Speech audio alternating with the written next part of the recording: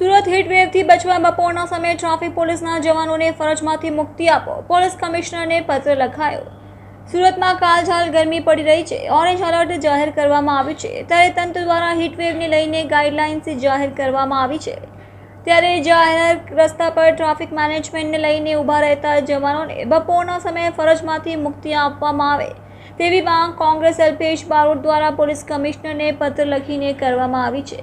કમિશનરને લખાયેલા પત્રમાં કલ્પેશ બારોટે લખ્યું છે કે હાલ 40થી વધુ ડિગ્રી તાપમાન ચાલી રહ્યું છે, ત્યારે જનજીવન અસ્તવ્યસ્ત થઈ ગયું છે। બપોરના સમયે રસ્તાઓ સુમસામ ભાસી રહ્યા છે, ત્યારે તબીબો પણ કામકાજ વગર ઘર બહાર ન નીકળવા સલાહ આપી રહ્યા છે। ત્યારે ટ્રાફિક જવાનોમાં પોલીસ અને ટ્રાફિક બ્રિગેડના જવાનોને ગરમીમાં ફરજ બજાવવામાંથી મુક્તિ મળે, જેથી તેમની તબિયત પણ જળવાઈ રહે। કલ્પેશ બારોટ, મીડિયા કોર્ડિનેટર, સુરત શહેર જિલ્લા કોંગ્રેસ સમિતિ। હવામાન વિભાગે જે રીતે જાહેરાત કરી છે કે ગુજરાતમાં આવનારા 5 દિવસોમાં રેડ એલર્ટ જાહેર કર્યું છે, ત્યારે ટ્રાફિક પોલીસના જવાનો, ટીઆરબીના જવાનો આ કાળઝાળ ગરમીમાં જે રીતે રોડ પર ફરજ બજાવે છે તે માટે આજે મેં પોલીસ કમિશનર રજૂઆત કરી છે કે ગરમીને ધ્યાનમાં લઈને હાલ પૂરતું 12 થી 4ના સમય દરમિયાન ટ્રાફિક પોલીસ અને ટીઆરબી જવાનોને ફરજમાંથી મુક્તિ આપવી જોઈએ।